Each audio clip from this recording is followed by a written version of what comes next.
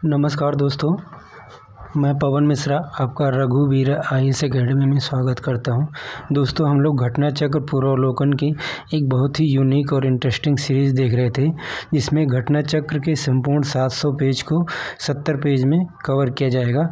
और इसमें घटना चक्र का हर एक क्वेश्चन है और साथ में उसके याद करने का जो ट्रिक्स है और कॉन्सेप्ट, निमोनिक्स, हर चीज़ें जुड़ी हुई है। तो आज का जो हमारा टॉपिक है वो आइलैंड का टॉपिक है। आइलैंड में दोस्तों, आइलैंड का जो चैप्टर है, आइलैंड में हम जानते हैं इंडिया में दो ग्रुप ऑफ आइलैंड हैं। एक तो हमारा Andaman and Nicobar group of island है, जिसमें टोटल 572 आइलैंड एंड इसलेट्स हैं। और एक हमारा लक्षद्वीप है, जिसमें टोटल 36 आइलैंड्स हैं।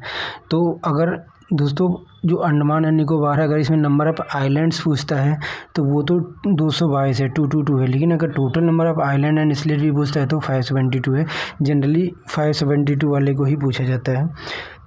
और अंडमान एंड निकोबार का स्ट्रक्चर कुछ इस प्रकार है, जैसा कि हम यहाँ पे इमेज में देख सकते हैं कि सबसे नॉर्थ में जो है हमारा वो नॉर्थ अंडमान है, फिर मिडिल अंडमान है, फिर साउथ अंडमान है, और उसके थोड़ा सा नीचे जो आप छोटा सा सर्कल देख रहे हो ये हमारा लिटिल अंडमान। और लिटिल अंडमान और ये अंडमान ग्रुप ऑफ आइलैंड में ये 4 मेन आइलैंड आते हैं। और ये साउथ में हमारा क्या है, निकोबार है। तो अंडमान और निकोबार को 10 डिग्री चैनल जो है, 10 डिग्री लेटीट्यूड नॉर्थ का, वो सेपरेट करता है। ये क्वेश्चन कई बार आया है।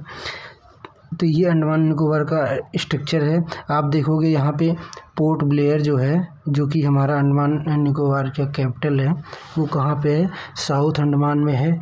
और नॉर्थ अंडमान में एक पीक है जिसका नाम है सैडल पीक। ये अंडमान एंड निकोबार का हाईएस्ट पीक है।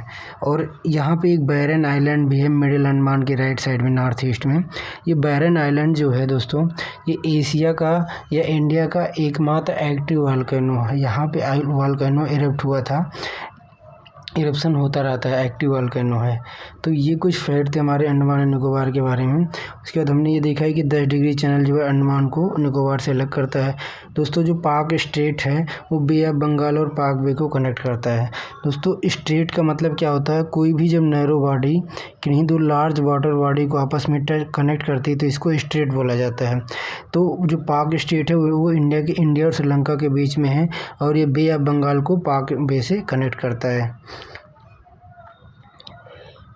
उसके बाद यहाँ पे एक क्वेश्चन है जो कि एक कई बार रिपीटेड है कि अगर हम Sumatra, Borneo, Java and Sri Lanka के बीच में देखें तो जो ग्रेट निकोबार के क्लोज में कौन सा है। तो दोस्तों ग्रेट निकोबार के क्लोज में जो इंडोनेशिया का सुमात्रा आइलैंड, ये चारों जो आइलैंड हैं, ये जो तीनों आइलैंड हैं ये तो इंडोनेशिया में हैं, इंडोनेशिया के हैं, और ये श्रीलंका है। तो जियोग्राफिकली अगर हम ग्रेट निकोबार के क्लोज में देखें तो कौन सा पड़ेगा, सुमात्रा पड़ेगा। दोस्तों यहाँ पे अगर हम सपोज कर अंडमान निकोबार या इस वाले मैप में अगर हम देखते हैं तो ये है हमारा ग्रेट निकोबार का क्षेत्र। तो यहाँ से यहाँ से इंडोनेशिया का आइलैंड स्टार्ट हो जाता है, जो कि मैंने यहाँ पे मैप में दिखाया है। तो इंडोनेशिया में सबसे पहले कौन सा आता है, जावा आता है, फिर क्या आता है, सुमात्रा आता है, और फिर जावा आता है, सुमात्रा आता है, और इधर है हमारा बोर्नियो, और ऐसे कई सारे आइलैंड हैं। लेकिन अगर हम जियोग्राफिकली क्लोज में देखें तो ग्रेट निकोबार के जियोग्राफिकली क्लोज में कौन सा है, सुमात्रा आइलैंड है। ये यहाँ पे आर्डर उल्टा हो गया, सुमात्रा होगा, जावा नीचे होगा, ठीक है, ये उल्टा लिख दिया गया था। तो सुमात्रा आइलैंड इसके क्लोज में है। उसके बाद हमने अभी देखा बैरन आइलैंड जो है, जो कि हमारा अंडमान सी में है और बे ऑफ बंगाल का पार्ट है। ये क्या है, ओनली एक्टिव वोल्केनो है इंडिया का या फिर साउथ एशिया का, ठीक है। कुछ यहाँ पे करेक्ट स्टेटमेंट है जिनको हम देख लेते हैं। Barren island lies about the 138 kilometre north east of Port Blair. जो बैरन आइलैंड है वो पोर्ट ब्लेयर से 138 किलोमीटर नॉर्थ ईस्ट में है, बिल्कुल सही है। ये मिडिल अंडमान के नज़दीक है, हमने अभी देखा। उसके बाद जो बैरन का जो वोल्केनो है ये एरप्ट हुआ था, फर्स्ट टाइम कब एरप्ट हुआ था, 1787 में। और अभी हाल ही में अगर हम हाल के वर्षों में देखें तो यहाँ पे जो वोल्केनो का एरप्शन है लगभग किस साल हुआ था, यहाँ पे वोल्केनो का एरप्शन 2005-7 में हुआ था। तो ये कुछ करेक्ट स्टेटमेंट है। तीसरा क्या है, जो हमारा श्रीहरिकोटा है, श्रीहरिकोटा आइलैंड है, जहाँ पे वो सतीश धवन स्पेस सेंटर है, जहाँ से हम सैटेलाइट वगैरह लॉन्च करते हैं, इंडिया इसरो लॉन्च करती है। ये कहाँ पे है? ये जो पुलिकट लेक है अरुणाचल प्रदेश का, वहाँ उसी के पुलिकट लेक के पास एक आइलैंड है जिसका नाम है श्रीहरिकोटा आइलैंड, और यहीं से ही हमारे जो रॉकेट वगैरह लॉन्च किए जाते हैं सतीश धवन स्पेस सेंटर श्रीहरिकोटा पे ही है। ठीक है, ये क्वेश्चन आता है कि कहाँ पे है, तो ये हमारा किस राज्य में पड़ता है? हमारा पुलिकट लेक में। पुलिकट लेक जो है वो आंध्र प्रदेश और तमिलनाडु के बॉर्डर पे है, तो ये वाला पोर्शन जो है आंध्र प्रदेश में पड़ता है। उसके बाद दोस्तों जो हमारा एडम्स ब्रिज है, जिसको हम लोग राम सेतु के नाम से जानते हैं, तो जो एडम्स ब्रिज है ये कहाँ पे भी इंडिया में किस लैंड पे भी से प्रारंभ होता है? तो एडम्स ब्रिज या राम सेतु इंडिया में धनुषकोडी आइलैंड से, धनुषकोडी लैंड वाले क्षेत्र से प्रारंभ होता है। दोस्तों अगर हम देखें तो ये इंडिया का पंबन आइलैंड है, ठीक है, और इससे छोटा सा पहले एक धनुषकोडी आइलैंड है, और इधर पूरा इंडिया का वो तमिलनाडु वाला पोर्शन है। तो ये एडम्स ब्रिज कहाँ से प्रारंभ होता है? धनुषकोडी से प्रारंभ होता है, इंडियन पंबन आइलैंड से होता है, फिर श्रीलंका के मन्नार आइलैंड से ये इस वाले पोर्शन तक होता है। तो एडम्स ब्रिज इंडिया में धनुषकोडी से स्टार्ट होता है। वैसे भी राम के पास धनुष था, तो ऐसे भी हम इस सकते हैं कि राम सेतु कहाँ से स्टार्ट होगा? धनुषकोडी से। इसको याद करने का ट्रिक हम रख सकते हैं। उसके बाद है अड्डू अटॉल एक्चुअली ये जो अटॉल है ये मालदीव का पोर्शन है। दोस्तों अटॉल एक टाइप का आइलैंड होता है जो कोरल से बना होता है, कोरल रीफ होता है उससे बना होता है। तो अड्डू अटॉल जो इंडिया में कहाँ पे है? ये हमारा है इंडिया में जो मालदीव का साउथ पोर्शन है, इंडियन ओशियन में है। इंडिया ने इसको क्या किया था? इंडिया ने इसको डेवलपमेंट के लिए लाइन ऑफ क्रेडिट दिया था मालदीव को, और कई सारी फैसिलिटी प्रोवाइड करवाई थी। तो इस कारण ये करंट अफेयर न्यूज़ में था और पूछा गया था कि अड्डू अटॉल कहाँ पे है? तो ये है हमारा इंडियन ओशियन में, मालदीव का पार्ट साउथ मालदीव में है। उसके बाद अब लक्षद्वीप के बारे में कुछ चीज़ें देखते हैं। लक्षद्वीप के बारे में सबसे पहली चीज़ कि ये अरेबियन सी में है, जैसा कि हम लोग जानते ही हैं, और लक्षद्वीप जो है वो 8 डिग्री नॉर्थ से 12 डिग्री नॉर्थ के बीच में स्प्रेड हुआ है। लक्षद्वीप कितने डिग्री के बीच में है? 8 डिग्री से 12 डिग्री, और ये इंटायरली कोरल डिपॉजिट्स है, या कोरल रीफ या कोरल आइलैंड है। तो लक्षद्वीप ग्रुप ऑफ आइलैंड जो है वो कोरल रीफ से बने हुए हैं। दोस्तों कोरल रीफ जो है, हम जब इन्वायरमेंट का टॉपिक पढ़ेंगे तो वहाँ भी पढ़ेंगे। कोरल रीफ क्या होता है? एक सिम्बायोटिक रिलेशन होता है जिसमें एक एनिमल्स होता है जिसको पॉलिप बोलते हैं, और एल्गई होता है जिसको जूजेंथलाई बोलते हैं। तो ये दोनों जो जीव हैं वो आपस में सिम्बायोटिक रिलेशन में रहते हैं। जो एनिमल पॉलिप होता है वो क्या करता है कि जो जूजेंथलाई प्लांट होता है उसको फूड देता है, उसको सहारा देता है, और जो जूजेंथलाई प्लांट होता है वो फोटोसिंथेसिस करके भोजन बनाता है, और उससे पॉलिप को भोजन मिलता है। तो ये एक दूसरे के सहजीवी संबंध पे होते हैं। तो ये जो लक्षद्वीप आइलैंड है वो कोरल डिपॉजिट से बना हुआ है, और ये इंडिया में, अगर हम इंडिया के डायरेक्शन में देखें तो ये साउथ वेस्ट इंडिया में पड़ता है। दोस्तों हम जब इंडिया का मैप देखते हैं तो ये हमारा साउथ होता है और वेस्ट है, तो यहाँ पे है तो साउथ वेस्ट वाले पोर्शन में पड़ेगा। और टोटल नंबर ऑफ आइलैंड इसमें कितने हैं? 36 हैं। अगर लार्जेस्ट आइलैंड पूछता है तो कौन सा है? एड्रोट आइलैंड। और सबसे इम्पॉर्टेंट चीज़ क्या है कि जो लक्षद्वीप ग्रुप ऑफ आइलैंड है और ये इसी का एक छोटा सा पोर्शन मिनिकॉय आइलैंड है, इन दोनों को आपस में कितने डिग्री चैनल अलग करता है? तो 9 डिग्री चैनल इन दोनों को आपस में अलग करता है। उसके बाद यहाँ पे कुछ क्या दिए गए हैं? यहाँ पे हमारे कुछ आइलैंड दे गए हैं और पूछ रहा है कि इनमें में से सबसे दूर कौन है? तो जो भटकल आइलैंड है, अरनाला आइलैंड है, हेनरी आइलैंड, मिनिकॉय आइलैंड है, ये इनमें में से जो मिनिकॉय आइलैंड है, हमें पता है मिनिकॉय जो है वो कहाँ पे? लक्षद्वीप में है। बाकी ये सब प्रायद्वीप जो इंडिया का पेनिनसुलर पोर्शन है इसी के आसपास है, जबकि ये सबसे दूर है। तो सबसे ज़्यादा रिमोट में कौन सा है? मिनिकॉय ग्रुप ऑफ आइलैंड है। उसके बाद अगर हम देखें कि जो इंडिया और श्रीलंका के बीच में कौन सा आइलैंड है, तो इंडिया और श्रीलंका के बीच में रामेश्वरम आइलैंड है। रामेश्वरम आइलैंड जो है वही जो मेनलैंड इंडिया को अलग करता है पंबन चैलेंज से। तो अगर आपसे पूछता है कि इंडिया और श्रीलंका के बीच में कौन सा आइलैंड है, तो रामेश्वरम आइलैंड है। और कुछ आइलैंड और हैं, जैसे एलिफेंटा आइलैंड है। ये कहाँ पे है? ये महाराष्ट्र में है, महाराष्ट्र के क्षेत्र में पड़ता है। मुंबई से 10 किलोमीटर दूर पड़ता है, समुद्र में एक आइलैंड है। और सेल सिटी आइलैंड कहाँ पे? ये भी महाराष्ट्र में है। जो मुंबई और थाने सिटी हैं वो इसी आइलैंड पे लोकेटेड हैं।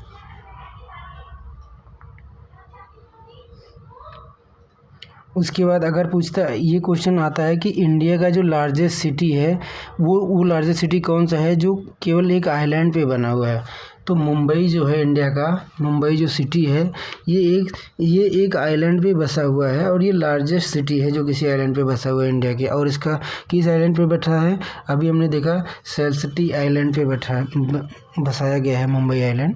तो मुंबई जो है लार्जेस्ट सिटी है जो किसी आइलैंड पे लोकेटेड है इंडिया में। उसके बाद यहाँ पे कुछ आइलैंड दिए गए हैं और इनको मैच किया गया है इनके लोकेशन से। तो वियंत सोधर आइलैंड कहाँ पे है? वियंत सोधर आइलैंड गल्फ ऑफ कच्छ में है। कच्छ की जो खाड़ी है गुजरात में, वहाँ पे है वियंत सोधर। उसके बाद पीरम आइलैंड कहाँ पे? पीरम आइलैंड गल्फ ऑफ खंभात में है या गल्फ ऑफ कैम्बे में है। दोस्तों जब हम इंडिया का मैप देखते हैं तो हम ऐसे बनाते हैं कुछ, ठीक है, ऐसे। तो ये गल्फ ऑफ कच्छ वाला रीजन जहाँ पे वियत सोधर आइलैंड है।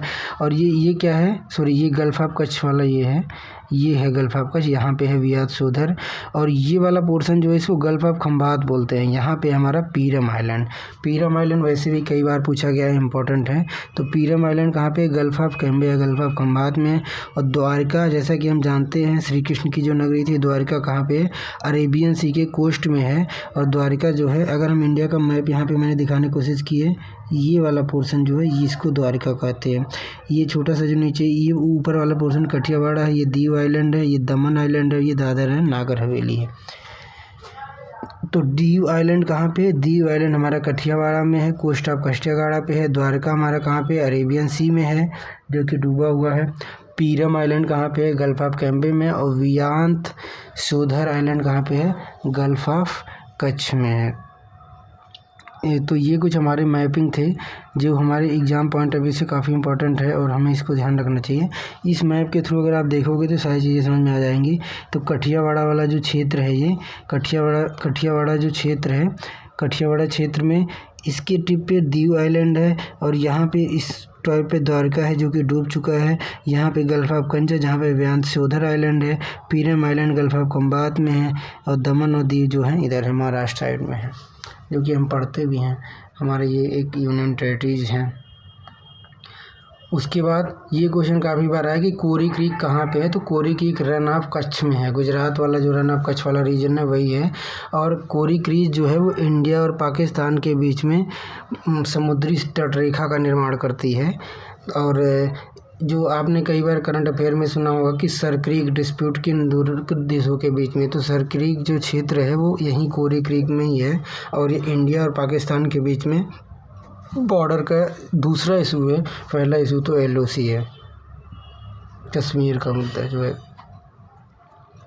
एटॉल्स कहाँ मिलते हैं? मैंने देखो दोस्तों, एटॉल जो होता है वो ये कोरल आइलैंड की एक कैटेगरी होती है। तो ये कहाँ पे मिलेगा? जो इंडिया में कोरल ग्रुप ऑफ आइलैंड कहाँ पे? लक्षद्वीप में है। तो जो एटॉल्स है वो यहीं पे मिलेगा। लक्षद्वीप जो है वो एटॉल जो है यहीं पे मिलेगा। उसके बाद कुछ आइलैंड्स एंड लोकेशन दिया गया है, जैसे आइलैंड्स एंड लोकेशन, जैसे new Moore and Ganga Sagar island कहाँ पे? वेस्ट बंगाल में। दोस्तों ये दोनों आइलैंड, गंगा सागर आइलैंड आपने सुना होगा, हिंदू धर्म में रिलीजियस पॉइंट ऑफ व्यू से लिए जो लोग चारों धाम की यात्रा करते हैं वो लोग इन आइलैंड की यात्रा करते हैं। गंगा सागर आइलैंड जो है वो गंगा नदी के डेल्टा से बनाया हुआ आइलैंड है। तो ये है हमारा वेस्ट बंगाल में है, बे ऑफ बंगाल में, वेस्ट बंगाल वाले क्षेत्र में पड़ता है। और व्हीलर आइलैंड जिसको APJ अब्दुल कलाम आइलैंड कहते हैं, उड़ीसा में है। ये स्पेस के पॉइंट ऑफ व्यू से काफ़ी एक महत्वपूर्ण आइलैंड है। तो दोस्तों यहाँ पे हमने इंडिया के आइलैंड्स के बारे में देख लिया। अब इंडिया के स्टेट्स क्या कौन कौन से राज्य हैं और कौन कौन सी यूनियन टेरिटरी, उनके बारे में कुछ इम्पोर्टेंट क्वेश्चंस देखेंगे। तो दोस्तों इंडिया जो है, इंडिया में टोटल 28 राज्य हैं प्रेजेंट टाइम में और 8 यूनियन टेरिटरी हैं। तो अगर हम एरिया वाइज देखें तो 7 सबसे बड़े राज्य कौन से हैं? दोस्तों इस एक क्वेश्चन में कम से कम कम से कम 15 से 20 क्वेश्चन कवर किया गया है इस एक पॉइंट में। तो इस चीज़ को अगर हमें याद रखना है, एटलीस्ट 5-6 इसरो के जो लार्जेस्ट इंडिया के स्टेट हैं एरिया वाइज, उनको हमें याद ही रखना चाहिए।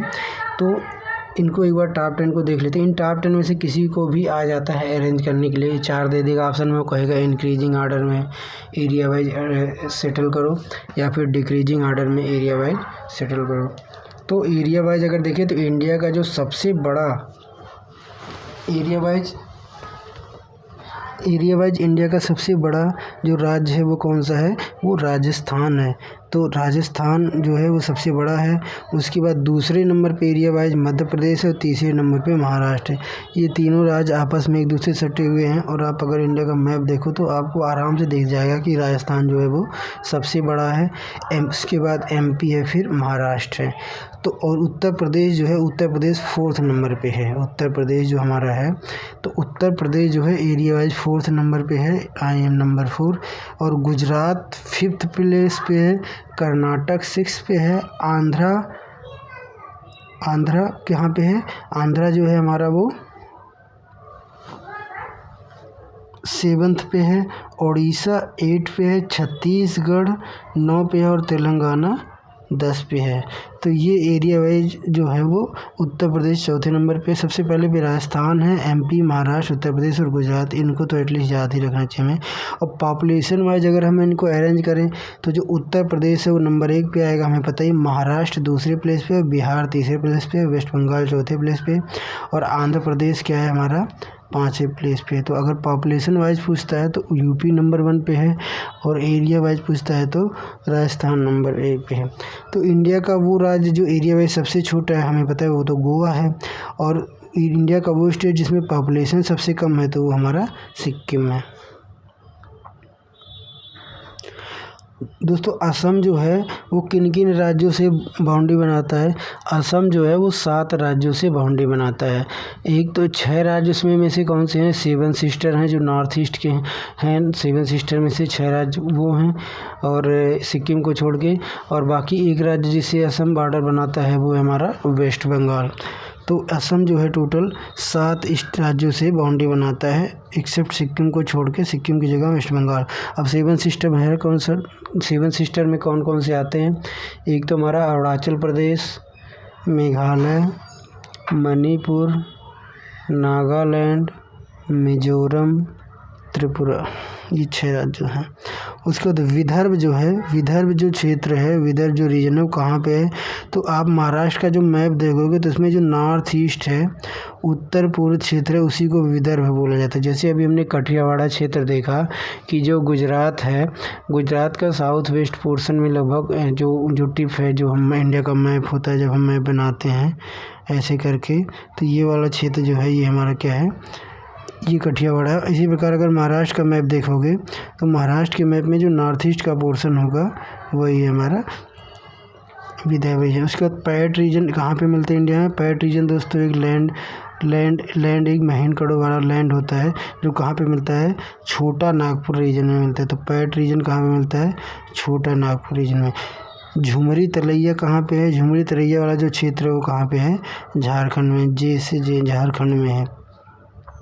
इंडिया का कौन सा राज्य जो है वो कोहिनूर ऑफ इंडिया कहा जाता है? तो कोहिनूर वो जो हीरा था उसके आधार पर इंडिया का जो आंध्र प्रदेश है उसको क्या कहा जाता है? कोहिनूर ऑफ इंडिया कहा जाता है। मणिपुर राज्य की जो ज़्यादातर टॉपोग्राफी है वो क्या है? माउंटेनियस है। यानी जो मणिपुर राज्य है उसमें लगभग 70 to 80% से ज़्यादा जो क्षेत्र है वो माउंटेन का है। तो मेन पोर्शन उसका माउंटेनियस है। उसके बाद इंडिया में एक राज्य है मणिपुर, ठीक है। मणिपुर में एक लेक है लोकतक लेक।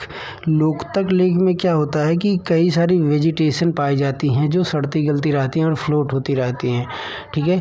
तो उन सड़ती गलती वेजिटेशन को फुमडीज कहते हैं। क्या बोलते हैं? फुमडीज। उन सड़ती गलती वेजिटेशन को, यानी जो खरपतवार होता है उसको फुमडीज कहा जाता है। और ये जो फुमडीज होता है ये क्या होता है कि तैरता रहता है, तो इसीलिए इस मणिपुर का जो लोकतक लेक है उसको फ्लोटिंग लेक भी कहा जाता है। और यहाँ पर एक जानवर होता है जिसका नाम होता है संगई। तो इसको डांसिंग डांसिंग जो है डांसिंग संगई भी कहा जाता है, यानी डांस करता हुआ ये नज़र आता है। हिरन की एक कैटेगरी है। ये ऐसा इसलिए होता है क्योंकि जब वो चलता है तो ये फिर डूबता है तो उछल उछल के चलता है। तो ये सारी चीज़ें जो हैं किससे रिलेटेड हैं, ये मणिपुर के लोकतक लेक से लेके रिलेटेड है। और यहीं पे कुछ लोग हाउस बना के रहते भी हैं। तो houses built on floating phumdis island of weeds and decaying vegetation. Phumdis पे वो कहाँ पे है, मणिपुर के लोकतक में है। इंडिया का सिलिकॉन स्टेट किसको बोला जाता है, कर्नाटका को। और सिलिकॉन वैली किसको बोलते हैं, बेंगलोर को।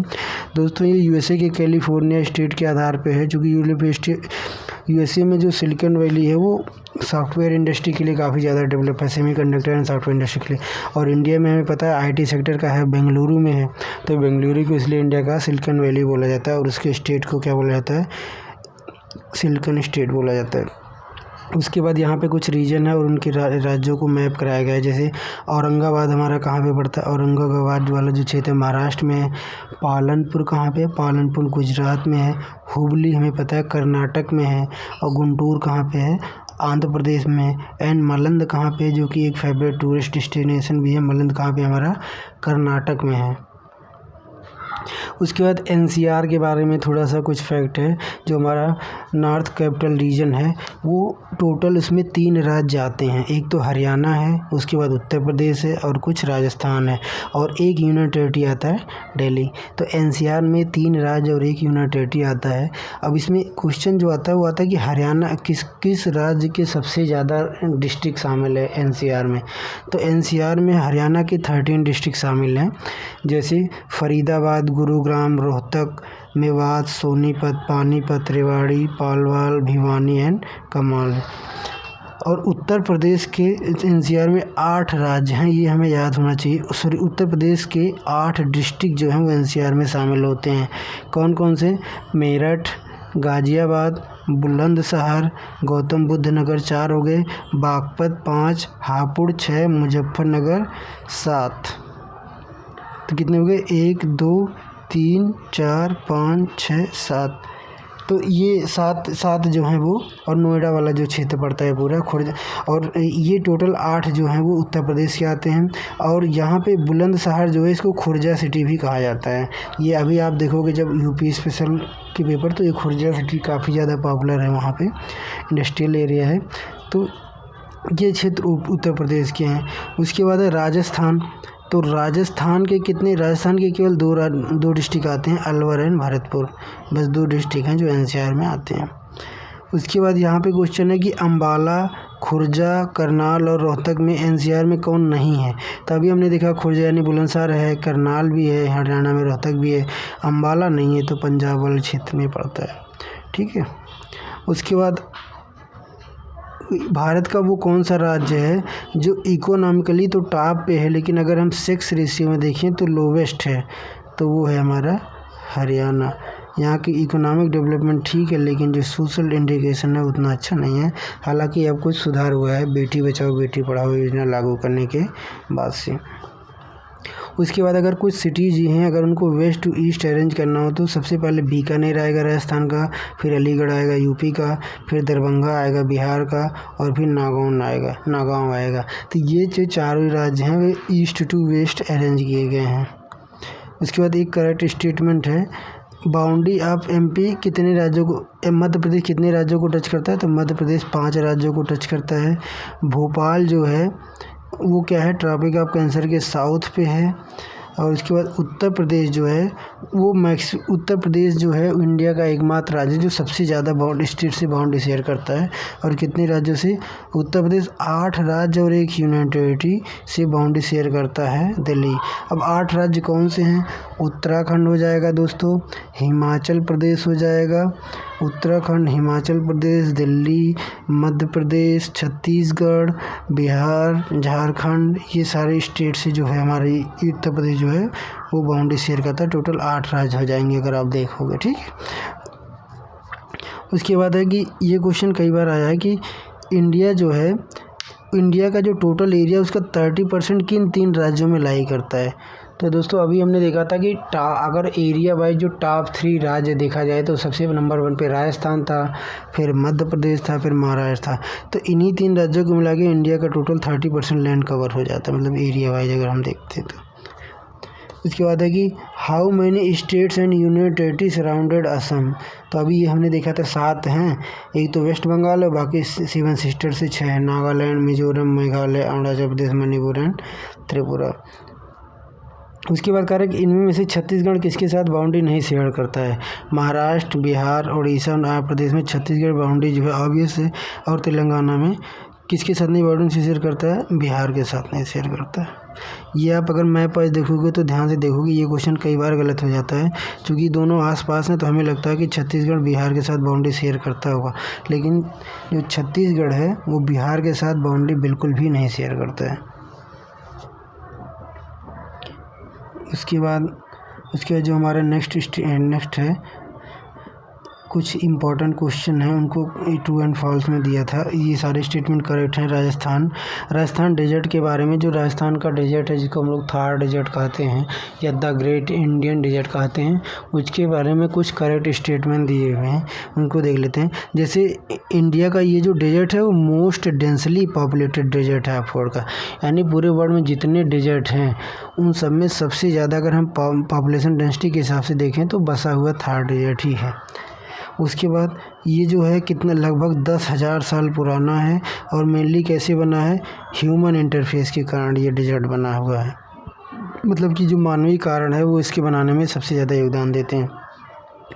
और यहाँ का जो केवल 40 से 60% एरिया जो है वो क्या है, फार्मिंग के लिए सूटेबल है, मतलब इरीगेशन फैसिलिटी, फर्टिलाइज़र आदि का यूज करके 40 से 60% एरिया में जो है वो फार्मिंग के लिए सूटेबल है। उसके बाद the increase in net sown area has adversely affected the average of grazing land. Simple सी बात है कि जो नेट सोन एरिया होता है, मतलब जो खेती करने के लिए जितना भी बुआई का क्षेत्र होता है, वो क्या है कि ग्रेजिंग के कारण अफेक्ट हुआ है। दोस्तों जो ग्रेजिंग होता है, यानी जो गाय भैंस को चराने के लिए जो गांव में आप देखते हो कि ऐसे खुले छोड़ दिए जाते हैं, तो उससे क्या होता है, वो जब क्या ग्रास को खाते हैं तो अपने साथ ग्रास के साथ वो ग्रास को भी उखाड़ लेते हैं, तो वहाँ से जो मिट्टी होती है वो भी उखड़ जाती है, तो वो मिट्टी की जो ऊपरी परत है उसका क्या हो जाता है, डिस्ट्रक्शन हो जाता है। तो इसीलिए ग्रेजिंग जब कहीं पे ओवर ग्रेजिंग होने लगती है तो वहाँ की लैंड भी क्या हो जाती है, फर्टाइल नहीं रह जाती है। उसके बाद यहाँ पे कुछ सिटीज़ दिए हैं और पूछा है कि दिल्ली के सबसे नज़दीक कौन सा है। वैसे ये यूपीएससी का क्वेश्चन है और टफ क्वेश्चन है, क्योंकि हम हर एक का तो लेटीट्यूड और लॉन्गिट्यूड नहीं याद रख सकते ना, तो पर ये क्वेश्चन देख लेते हैं, अगर रिपीट हो गया तो सही हो जाएगा। इन बेंगलुरु, हैदराबाद, नागपुर और पुणे में दिल्ली के सबसे नज़दीक कौन सा है, बेंगलोर है। आप ऐसे देखोगे तो समझ में नहीं आएगा, मैप से ही समझ में आएगा उसको। अरुणाचल प्रदेश के बारे में कुछ करेक्ट स्टेटमेंट क्या है कि अरुणाचल प्रदेश उसी लैटिट्यूड पे है, यानी उसी अक्षांश पे है जो हमारा राजस्थान के नॉर्थ से पास होता है, ठीक है। उसके बाद इसका 80% एरिया, मोर देन 80% एरिया क्या है, फॉरेस्ट कवर है, और केवल 12% फॉरेस्ट कवर जो है यहाँ पे वो क्या है, प्रोटेक्टेड एरिया नेटवर्क में आते हैं। मतलब कि 80%, इस राज्य का 80% जो भाग है वो जंगल से ढका है, लेकिन उसका जो 12% क्षेत्र है उसी को गवर्नमेंट ने प्रोटेक्टेड एरिया में घोषित कर रखा है। प्रोटेक्टेड एरिया मतलब national park, wild life sanctuary, conservation reserve, community reserve, ये 4 होते हैं। उसके बाद आंध्र प्रदेश कब बना था दोस्तों, आंध्र प्रदेश जो है वो भाषा के आधार पर बनने वाला भारत का पहला राज्य है, पॉलिटी में हम इसको देखेंगे, और ये 1953 ईस्वी में बना हुआ था। उसके बाद इंडिया का वो कौन सा स्टेट है जिसमें सबसे ज़्यादा नंबर ऑफ़ डिस्ट्रिक्ट्स हैं, तो ऑब्वियस है उत्तर प्रदेश जो है, उत्तर प्रदेश इंडिया का एकमात्र वो राज्य है जिसके पास हाईएस्ट नंबर ऑफ़ डिस्ट्रिक्ट हैं। अभी तो प्रेजेंट टाइम में 75 डिस्ट्रिक्ट हैं। उसके बाद इंडिया का वो कौन सा ज़िला है, पूरे इंडिया का वो कौन सा ज़िला है जो 4 राज्यों से बाउंड्री शेयर करता है, तो वो ज़िला जो है वो सोनभद्र डिस्ट्रिक्ट है। उत्तर प्रदेश का जो सोनभद्र डिस्ट्रिक्ट है वो 4 राज्यों से बाउंड्री शेयर करता है। साउथ में बिल्कुल छत्तीसगढ़ है, साउथ वेस्ट में एमपी है, और उसके बाद ईस्ट में झारखंड है, और नॉर्थ में बिहार है, नॉर्थ साइड में, नॉर्थ ईस्ट साइड में। तो सोनभद्र के बारे में ये चीज़ हमें याद रखनी चाहिए। यूपी स्पेशल में, उत्तर प्रदेश के करंट अफेयर में क्वेश्चन बहुत बार आ चुका है। उसके बाद है कि जो 4 साउथ के स्टेट हैं उसमें में से कौन सा स्टेट है जो सबसे ज़्यादा राज्यों से बाउंड्री शेयर करता है। तो साउथ के 4 स्टेट कौन है दोस्तों?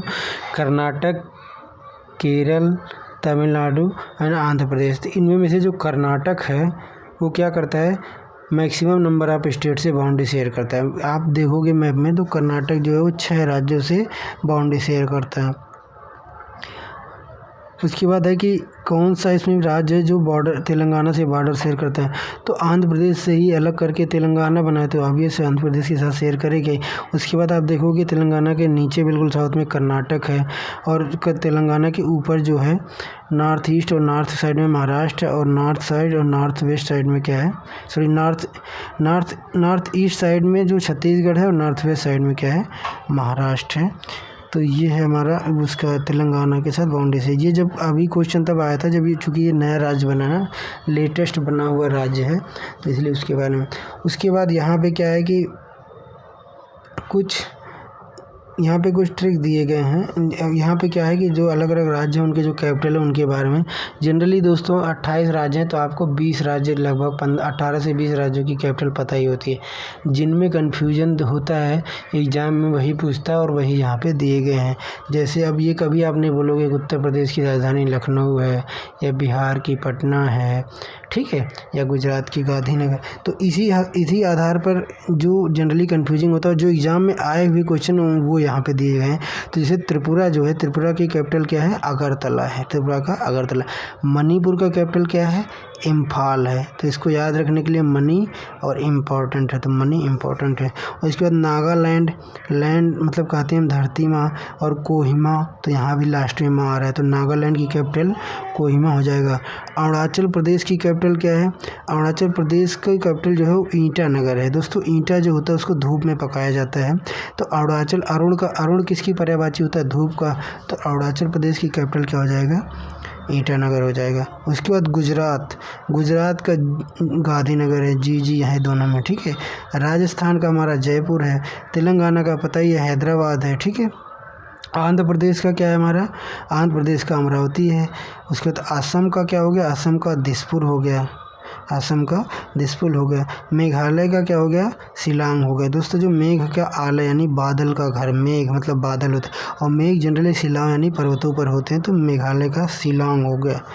उसके बाद मिजोरम का आइजोल हो गया, MII, ठीक है। तो ये वो राज्य और कैपिटल थे जिनको एग्जाम में पूछा गया था। उसके बाद दियर इज उसके बाद कुछ असर्शन और रीजनिंग का क्वेश्चन दिया गया है। दियर is a very small number of schedule caste population in north east state of, बिल्कुल सही है। नॉर्थ स्टेट में तो शेड्यूल ट्राइब्स भरे हुए हैं ना, तो शेड्यूल कास्ट बहुत कम है। उसका रीजन क्या दे रहा है कि the north east state of India है very small percentage area of under cultivation. और कारण कह रहा है कि इसका कारण ये है कि चूँकि जो नॉर्थ ईस्ट स्टेट है वो क्या है, बहुत ही स्मॉल परसेंटेज ऑफ एरिया है कल्टीवेशन के लिए। तो दोस्तों ये कोई सही रीजन इसका नहीं है। ये असर्शन तो सही है, चूँकि वो हिली एरिया है तो वहाँ पे कल्टीवेशन के लिए ज़्यादा एरिया है नहीं, लेकिन ये कोई रीज़न नहीं बनता है कि जिसकी वजह से शेड्यूल कास्ट की कम पॉपुलेशन है वहाँ पे, ठीक है। क्योंकि शेड्यूल कास्ट की पॉपुलेशन कई सारी चीज़ों पर डिपेंड करती है ना, उनकी कल्चरल स्पेसिफिकेशन और जो नीड्स होते हैं।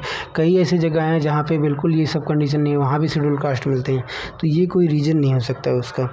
उसके बाद which district of India has largest geographical area.